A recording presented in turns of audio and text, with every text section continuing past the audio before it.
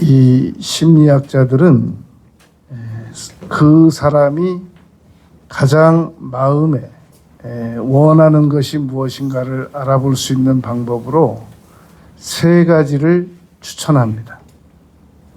그러니까 내가 현재 내 속에서 가장 원하는 것이 무엇인가, 또 저 사람이 지금 자신에게 스스로 가장 원하는 것이 무엇일까, 이것을 알아보는 방법이 심리학적으로 세 가지가 있다는 겁니다.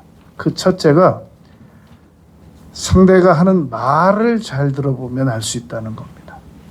이 사람이 이 말 저 말 함부로 말을 하는 것 같아도 다 자기 마음속에 있는 것을 하게 된단 말입니다. 예수님께서 말씀하신 것처럼 마태복음 12장 34절 말씀처럼 사람은 마음에 있는 것을 입으로 내어놓는다 라고 말했기 때문입니다. 그래서 무엇을 내가 간절하게 원하고 있는가, 그걸 알고 싶으면 내가 내 입으로 무슨 말을 자꾸 하는가, 그걸 들어보면 내가 현재 무엇을 원하고 있는가, 그걸 알 수 있다는 말입니다. 우리가 내가 무엇을 원하는가에 대해서 알아보려면 갑자기 내게 돈이 많이 생겼을 때 그 돈으로 무엇을 하고 싶은가 목록을 적어보는 겁니다. 이건 심리학적으로 굉장히 유효한 단서가 될 수 있습니다. 막연하게 그냥 돈만 많이 생겼으면 좋겠다라고 생각하지 않고 내게 100만 불이 생겼을 때, 100억이 생겼을 때 그 돈으로 무엇을 하고 싶은가, 이것을 순서에 맞춰서 한 21가지만 쭉 적어보면, 그러면 내가 무엇을 원하는지 알 수 있단 말입니다. 아, 내가 지금 이런 순서로 돈을 소비하고 싶어 하는구나. 아, 내가 지금 이런 일을 하고 싶기 때문에 내가 지금 돈을 더 많이 가지고 싶어 했구나 라는 것을 알 수 있다는 겁니다. 또 한 가지가 내가 지금보다 더 하나님 내 마음을 더 잘 알 수 있는 방법은 내 목표가 무엇인가를 적어보는 겁니다. 내가 어떤 일을 이론으로만 적는 거 말고 내가 나의 행동으로 어떤 목표를 향해서 나가고 있는가. 분명히 내가 적어놓은 목표는 따로 있는데 내 몸이 움직이는 이 행동으로 무엇을 이루어 나가고 있는가를 보면 그것이 곧 내가 원하는 바다라고 이 심리학자들은 말하고 있단 말입니다. 그러니까 자신의 행동을 잘 관찰해 보는 겁니다. 그런데 오늘 이 본문 말씀에서는 먼저 그의 나라와 그의 의를 구하라고 예수님께서 이 마태복음 6장 33절에서 말씀하셨단 말입니다. 그런데 마태복음에는 먼저 해야 될 일, 먼저 하라고 예수님께서 명하신 일이 오늘 본문 말씀을 통해서 5가지가 있습니다. 공교롭게도 먼저라는 단어가 이 5구절에 다 들어가 있습니다. 그러니까 내가 먼저 하고 싶은 일과 예수님께서 우리에게 먼저 행하기를 원하시는 일이 차이가 있다는 걸 알 수 있습니다. 한번 살펴보겠습니다. 첫 번째로 예수님께서 우리에게 먼저 행하라고 하신 말씀은 마태복음 5장 24절입니다. 예물을 제단 앞에 두고 먼저 가서 형제와 화목하라. 여러분, 우리는 원수가 100명이면 어때요? 일단 내가 벌 돈이나 좀 열심히 벌고 내 목표만 이루어지고 내가 목표로 하는 시험 잘 보고 그러면 되지. 이게 뭐 형제와 화목하는 게 뭐가 중요해요? 그냥 원수 됐으면 그냥 그대로 가능하면 안 부딪히고 안 만나고 영원히 천국 가서 만나면 되죠. 만나면 좋고 안 만나면 어쩔 수 없고. 그런데 예수님께서는 먼저 형제와 화목하라. 아, 진짜 이거 실행하기 쉽지 않은 문제입니다.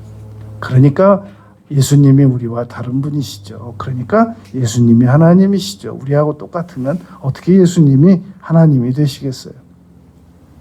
그런데 그러면 형제하고 화목할 만한 일은 이미 형제하고 불화했을 수도 있다라는 걸 전제하고 있다는 얘기인데, 그러면 화목하지 않을 거 하긴 하는 노력 전에 아예 불화를 안 하면 되잖아요.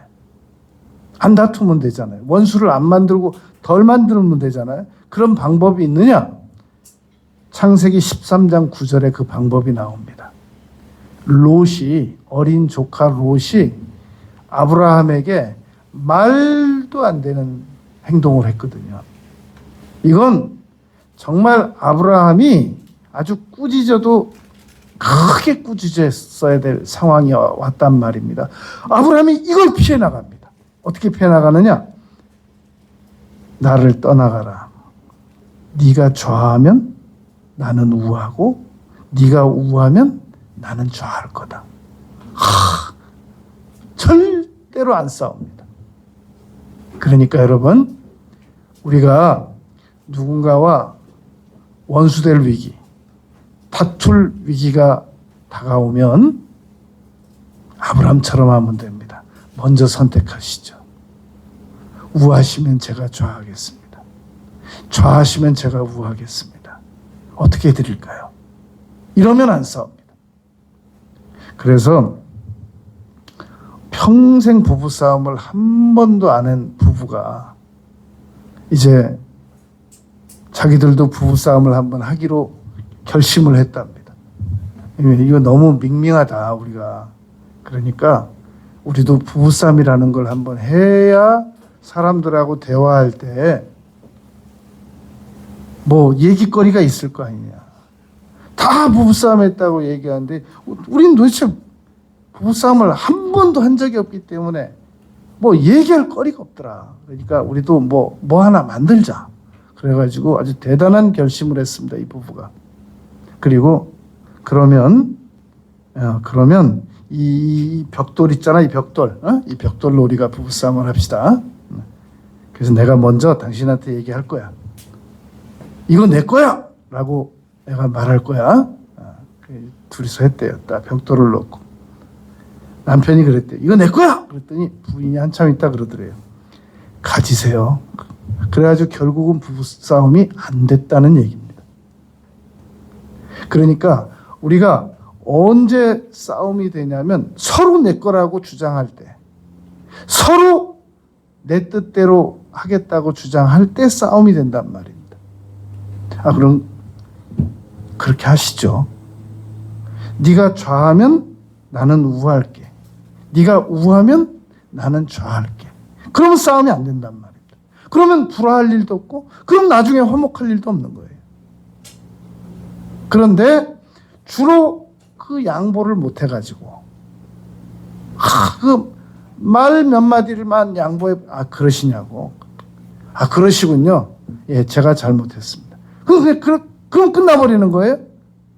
근데 이게 보통 어려운 일이 아니거든요. 사람이 세상에서 제일 무거운 짐이 억울한 짐이거든요. 그래서 그거 못 참는단 말이에요. 그래가지고 간단하게 말 한마디만 인정하면 되는 걸 가지고 결국은 나중에 몇백억 소송까지 해요. 원인을 거꾸로 이렇게 따져가 보면 작은 말 한마디를 양보를 못해서 우리가 결국은 먼저 가서 그러잖아요. 먼저 찾아가래잖아요. 먼저 가서 형제와 화목하고. 그래서 우리 형제들 중에는 아주 결심하고 있는 형제들 많습니다. 내가 부모님만 돌아가셔봐라. 내가 니들 얼굴 보나. 그런 형제들도 지금 많단 말입니다. 그래서 또 그런 부모님들은 꼭 장수를 하세요. 그러니까 이게 참 어려움이 있단 말이에요. 그래서 히브리서 12장 14절에 보면 모든 사람과 더불어 화평함과 거룩함을 따르라. 화평하려니까 거룩이 깨지고 거룩하려니까 화평이 깨지고 이게 아주 밸런스가 맞추기가 너무 어렵단 말입니다. 아무튼 여러분 우리가 이루기를 빨리 먼저 이루고 싶어하는 것은 너무 많아요. 그런데 그건 내 말로도 할 수 있고 돈이 있으면 쓰고 싶은 욕망으로도 할 수 있고 내 몸이 움직이는 걸 방향을 봐서도 알 수 있는데 그런데 이건 화목은 전혀 돈하고도 상관없고 전혀 이건 얼마든지 예수님의 명령만 중요하게 여기면 할 수 있는 일이란 말입니다. 그래서 탈무드에 보면 두 랍비가 한 홀로 사는 여인 집에 방문한 일이 있습니다. 그런데 이 여인이 두 랍비를 이렇게 식사 대접을 하느라고 열심히 움직였습니다. 그런데 한 랍비는 자기는 랍비예요. 그러니까 책을 읽어야 돼요. 그래서 앉아서 책을 열심히 읽었습니다. 그런데 한 랍비는 그 홀로 사는 여인이 밥을 준비해 주는 이 동안에 계속 쫓아다니면서 무슨 얘기를 들어주고 얘기를 해주고 질문해주고 그랬단 말입니다. 두 랍비가 예우를 받고 그 집에서 나왔어요. 그리고 나서 이제 두 사람이 평가회를 하는 겁니다. 내가 보니까 당신은 아무 대가도 안 치렀어. 그랬더니 토라를 열심히 공부한 랍비가 무슨 소리야? 하나님께서 명하신 토라를 나는 공부했어. 그럼 여인이 밥 주는 시간에 그러면 나는 토라라도 공부하고 있어야지 그냥 가만히 앉아 있으란 말이야. 그러니까 그 랍비가 그렇게 얘기했더랍니다. 아니야. 그럼 당신은 무슨 대가를 치렀어? 나는 그 집주인이 우리 밥 주려고 준비하는 동안에 그 여인의 말을 들어줬어. 나는 최소한 그녀가 하는 말 들어주는 대가라도 치렀어. 당신은 아무 대가도 안 치렀어. 이렇게 이야기를 했더라는 겁니다. 여러분 우리가 사람하고 화목하기 위해서는 대가를 치러야 돼요. 그래서 어쩔 수 없이 불편하지만 찾아가야 되고 먼저 얘기해야 되고 사과해야 되고 회개해야 되고 이거 아주 여러분 먼저 화목하라는 거 이거 아주 골치 아픈 일입니다. 이거. 그런데 정말 예수님께서는 이 문제를 제일 먼저 말씀하셨어요. 마태복음 5장 24절에서 마태복음에서 먼저 하라는 일 5가지 중에 제일 먼저 말씀하셨어요. 두 번째 마태복음 7장 5절에서는 예수님께서 우리에게 두 번째 원하신 것이 먼저 내 눈 속에서 들보를 빼어라. 이것도 정말 어려운 얘기예요. 여러분 우리가 살아가면서 만나는 사람마다 상대방의 문제점을 다 우리는 지금 다 기억하고 있습니다. 그 사람이 말 잘못한 거, 그 사람이 태도 잘못 취한 거, 그 사람이 교만한 거, 그 사람 뻔뻔스러운 거, 어이구 그 사람 말도 안 되게 정말 당돌한 거, 이거 다 기억하고 있어요. 그런데 예수님께서는 뭐라고 말씀하시냐면 네가 네 눈 속에 들보부터 빼. 그게 가장 먼저 해야 될 일이야 라고 얘기했다는 겁니다. 여러분 이 세계적인 그 CEO들의 고민 3가지를 이렇게 조사한 게 있어요. 세계적으로 명성 있는 CEO들은 고민이 뭔가 첫째부터 10가지를 조사했는데 세 가지만 얘기해 보면, 첫째가 최고의 인재를 내가 어디서 구할까? 이게 세계적인 CEO들의 첫 번째 고민이랍니다. 나는 정말 내가 최고의 인재들만 만나면 정말 내가 그 인재들을 데리고 하고 싶은 일이 있는데 이 인재가 없다는 거예요. 그게 세계적인 CEO들의 첫 번째 고민이랍니다. 10가지 중에서 두 번째는 현재 상황을 어떻게 놀라운 방법으로, 혁신적인 방법으로 변화시킬 수 있을까? 지금 현재 이 방법 가지고는 안 된다는 거예요. 전 세계에서 자기를 다 부러워하고 있는데도 불구하고 막 자기네 회사에 와서 도대체 그 방법을, 이런 방법을 어떻게 알아냈느냐고 막 다 공부하고 막 연구하고 논문 써내고 막 인터뷰해가고, 그런데도 불구하고 정작 그 당사자들은 어떻게 이 상황에서 더 나은 방법으로 나갈 수 있느냐, 그걸 늘 고민한다는 겁니다. 그게 두 번째라는 겁니다. 세 번째, 한 가지만 더 얘기하면은, 어떻게 하면은 현재 고객들을, 우리 회사의 고객들을 지금보다 더 감동시킬 수 있느냐, 이게 고민이라는 겁니다. 이 세 가지가 문제, 세 번째가 문제입니다. 여러분, 하버드 연구소에서 연구한 바에 의하면 불친절한 직원 한 명이 1년에 회사에 끼치는 손해가 연간 3억이 넘는데요. 불친절한 직원 한 명이 그의 그 표정, 말, 태도, 지금 그 직원을 그 회사에서는 지금 도움이 되려고 보너스 주고 월급 주고 그 훈련시키고 그래가면서 지금 그 회사에서 채용해가지고 지금 데리고 있는 거거든요. 그런데 불친절한 직원 한 명이 그 회사 고객에게 불친절하게 행동해가지고 연간 3억 이상의, 평균 3억 이상의 손해를 낸다는 겁니다. 그러니까 CEO들이 고민하겠어요? 안 하겠어요? 어떻게 하면은 고객들을 더 친밀하게, 감동적으로 잘 관리할 수 있을까? 이 세계적인 CEO들의 고민이 이 세 가지란 말입니다.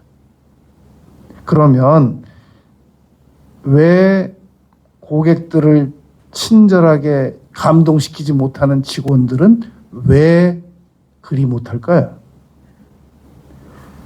상대방이 문제가 있다는 거예요. 고객이 문제가 있다는 거예요. 그래서 한 은행에서 하루는 고객하고 은행 직원하고 대판 싸움이 붙었어요. 싫어합니다. 막 이 은행 직원이 안 참는 거예요. 원래 은행 직원이 참잖아요. 근데 안 참는 거예요. 그래서 막 둘이서 막 사표를 각오를 했는지 막 은행 직원하고 이 손님하고 막 싸우는데, 그 손님 이제 돈 다 빼가면 어떡해요? 인출하면. 막, 근데 핵심 요지가 들어보니까 이거예요.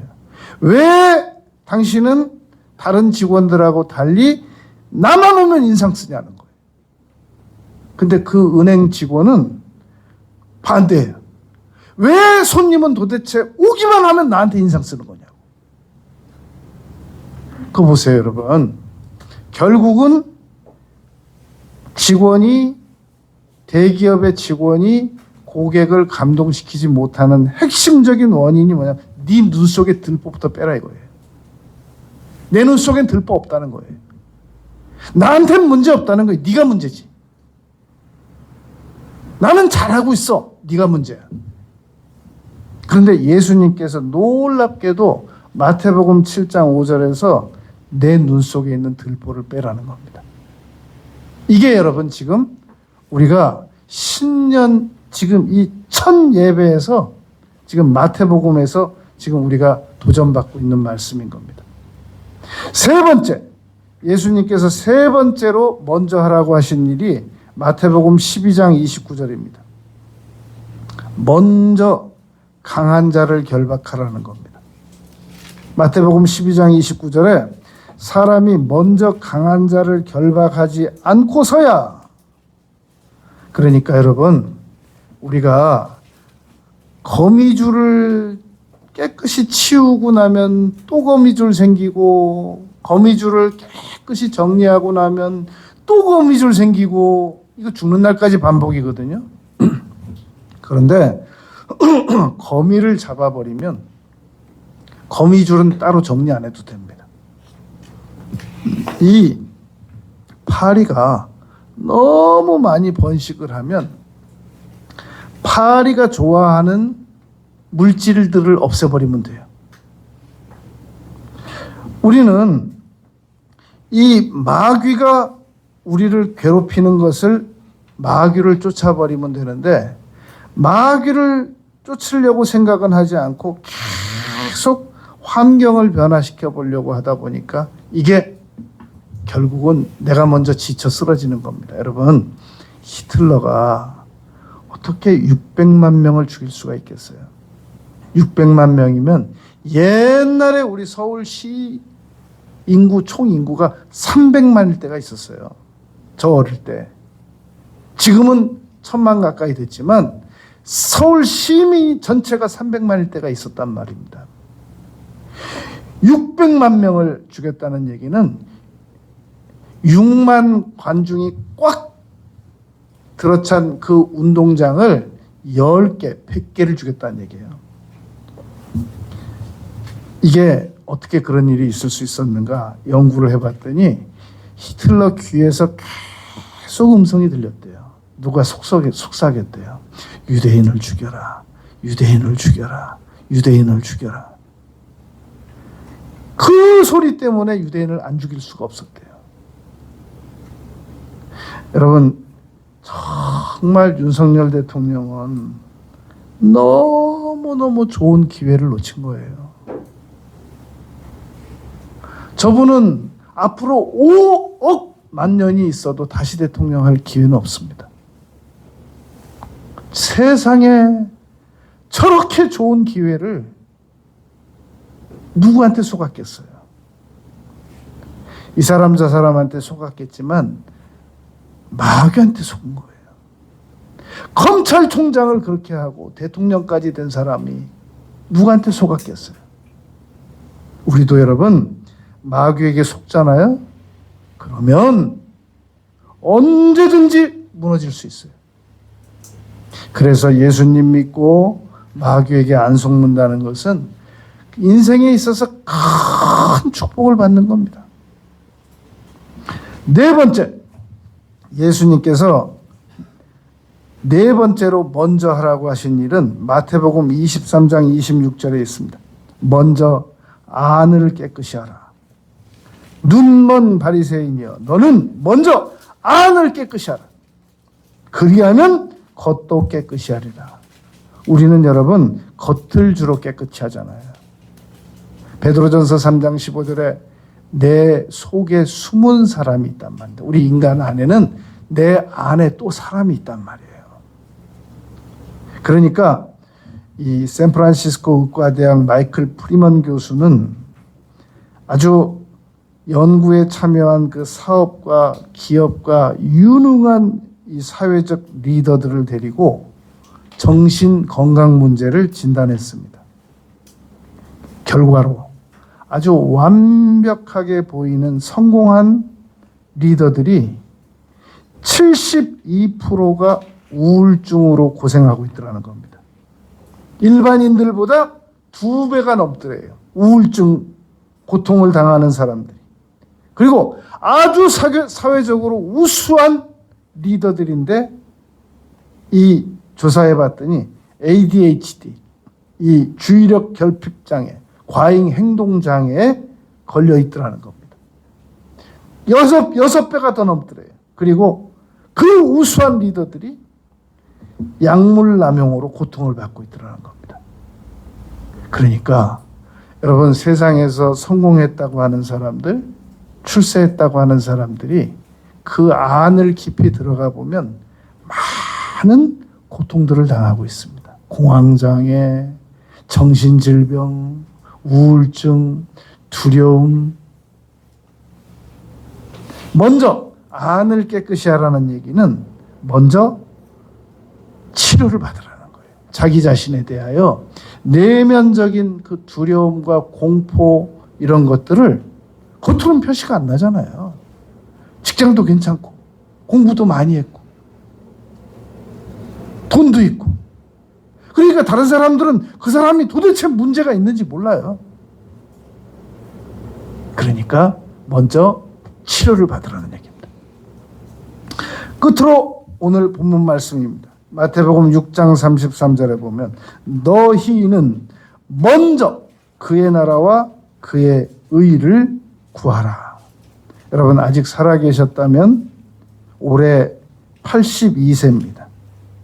강영우 박사가, 강영우 장로님께서 만약에 살아계셨다면 지금 82세인데 69세 일찍 세상을 떠나셨습니다. 그런데 이분이 그 저서에서 이렇게 얘기했습니다. 미국에서 성공하기를 원하면 적어도 3가지가 꼭 필요하다. 여러분 그분 중학교 때 축구공에 눈 맞아가지고 실명돼가지고 3살 많은 서근옥 여사 누나 만나가지고 그 천사 같은 누나 만나가지고 연세대 들어가서 일리노이주 유학 가가지고 어느 비 오는 날 횡단보도 건너가려고 그러는데 갑자기 절묘하게 그 횡단보도에 웬 청와대 백악관 고위 관리 한 차 탄 사람이 딱 와 서고 그때 건너가는 그 강영호 박사를 불러가지고 그래가지고 백악관에 진입한, 그리고 백악관에 그 유명인들의 그 명단이 올라간 그런 삶을 살다간 정말 놀라운 맹인 출신 우리 미국 가서 박사학위 받은 그런 장로님입니다. 그 아들이 아버지 눈 고쳐주고 싶다고 안과 의사가 돼가지고 그 안과 의사가 돼가지고 또 백악관에 또 부름을 받아서 들어갔단 말이죠. 그 안과 의사 된 아들이 이 강영호 아빠한테, 장로님께 불평을 늘어놨습니다. 아빠는 나하고 야구도 못 해주잖아. 축구도 못 해주잖아, 아빠는. 강영우 장로님께서 아들아 잘 들어봐라. 아빠는 불 끄고 책도 읽어줘. 불 끄고 책 읽어주는 아빠 봤냐? 그렇게 반대 질문 답변에 성공을 한 아주 훌륭한 삶을 살다간 그런 장로님이셨습니다. 그 장로님이 한 얘기, 미국에서 성공하고 싶으면 첫째, IQ는 110만 되면 된대요. IQ는 110만 되면 충분히 성공한다는 겁니다. 왜냐하면 존 F 케네디 IQ가 110이었대요. 박정희 대통령 IQ도 110이었다고 그러잖아요. 그러니까 IQ는 뭐 120, 130 그 될 필요 없대요. 110만 되면 충분히 대통령도 되고 뭐 다 한다는 거예요. 두 번째, 노력하면 된다는 거예요. 미국 사회에서는 노력하면 성공할 수 있다. 세 번째가 중요해요. 먼저 그의 나라와 그의 의만 구하면 반드시 성공한다. 먼저 이 부분에 대해서 하나님께서는 어떤 뜻을 가지고 계실까? 여러분, UN 창립이 1945년 10월 24일입니다. UN은 한 번도 내년에 어떤 일을 먼저 할까를 정해놓은 법이 없답니다. 70년이 넘는 그 기구가 진행되는 가운데도 항상 급한 일부터 먼저 처리했지, 내년에 뭐 먼저 해야 될 일을 정할 수가 없대요. 아무리 정해놔도 쓰나미 오고 화산 터지고. 그러나 예수님께서는 급한 일부터 먼저 하라 그러지 않으시고 먼저 하나님께서 올바르게 여기시는 일부터 먼저 해라 라고 말씀하셨단 말입니다. 여러분, 5가지입니다. 우리가 새해 먼저 해야 될 일, 먼저 형제와 화목한다. 둘째, 먼저 그의 나라와 그의 의를 구한다. 셋째, 먼저 내 눈 속에 들보부터 뺀다. 넷째, 먼저 내 속에 강한 자를 결박한다. 다섯 번째, 먼저 안을 깨끗이 한다. 여러분, 이 다섯 가지를 행하고 살아가면 남은 생에 반드시 놀라운 일들을 우리가 체험하게 될 겁니다. 먼저 행할 일을 먼저 행하고, 나중에 행할 일을 나중에 행하고, 먼저 행할 일을 먼저 행하고, 나중에 행할 일을 못하면 포기하고, 먼저 행할 일은 반드시 행하고 살아가는 우리 모두가 되시길 바라겠습니다. 기도드리겠습니다. 아버지 하나님, 2025년이라고 하는 새해를 저희들에게 허락해 주셔서 놀라운 감동입니다. 이 2025년을 살아보고 싶어도 살아보지도 못하고 가까이 와보지도 못하고 일찍 세상을 떠난 많은 영혼들이 있사온데 저희들에게는 이 2025년을 허락하셨습니다. 이 2025년에 먼저 행할 일들을 먼저 행하면서 반드시 하나님께 영광 돌리고 이웃에게 유익을 끼치고 우리 스스로가 큰 보람을 느끼면서 살아가는 그러한 저희들이 되겠습니다. 이제는 우리 주 예수 그리스도의 무한하신 은혜와 하나님 아버지의 극진하신 사랑하심과 성령님의 인도 위로 교통 보호하심, 예배 참석한 신년 예배, 송구영신 예배 참석한 모든 성도님들에게 2025년 남은 생애를 정말 멋지게 후회 없이 보람되게 살아가기로 결심한 우리 성도님들에게 이제로부터 영원토록 함께 계실지어다.